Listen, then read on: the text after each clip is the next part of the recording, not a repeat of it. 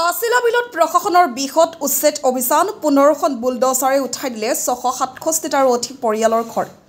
গোৱালপাৰা জিলাৰ হাছিলা বিলত কালি পুৱাৰ পৰাই চলিছে জিলা প্ৰশাসনৰ এক বৃহৎ আৰু সংগঠিত উচ্ছেদ অভিযান।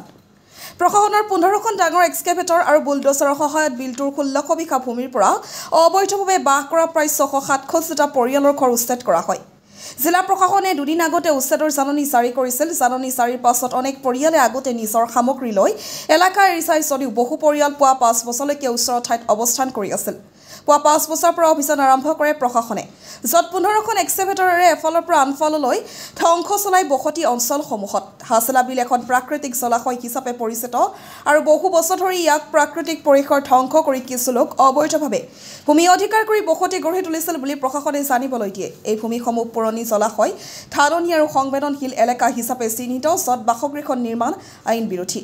অভিযান চলাবলৈ আৰক্ষী, জিলা প্ৰশাসনৰ কৰ্মচাৰী আৰু আঞ্চলিক বন বিভাগৰ কৰ্মচাৰীসহ এক বৃহৎ বাহিনী মোতায়েন কৰা হৈছিল, যাতে কোনো অপ্ৰীতিকৰ পৰিস্থিতিৰ সৃষ্টি নহয়।